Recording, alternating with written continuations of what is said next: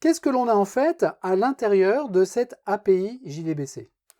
Je rappelle, cette API JDBC, c'est la partie qui se trouve à l'intérieur du JDK. Eh bien, ce que j'ai à l'intérieur de cette API, ce sont essentiellement des interfaces. JDBC, en fait, c'est construit sur un jeu d'interfaces. Tous les éléments qu'on va voir, connexion, statement, prepared statement, result set et les autres, ce sont tous des interfaces. Pour pouvoir fonctionner, un jeu d'interface a besoin d'une implémentation.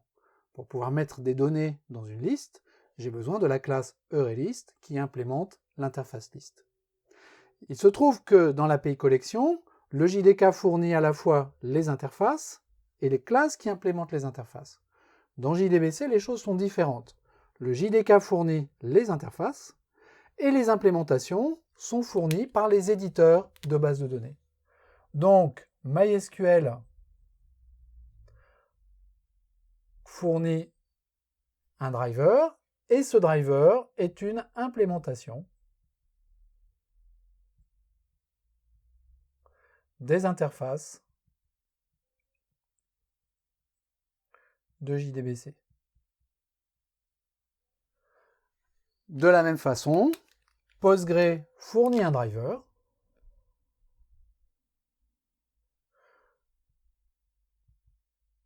et ce driver fournit également les implémentations des interfaces qui se trouvent dans JDBC.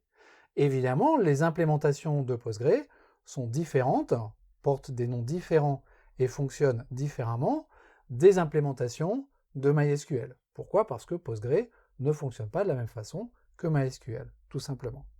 Et en fait, chaque éditeur de base de données, MySQL, Postgre et toutes les autres bases de données, vont fournir leurs propres implémentations des interfaces de JDBC.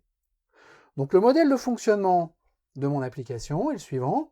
Je vais construire une application qui utilise les interfaces de JDBC et à l'exécution, ces interfaces vont être implémentées par l'un des drivers, le driver qui correspond à la base de données à laquelle je veux m'adresser.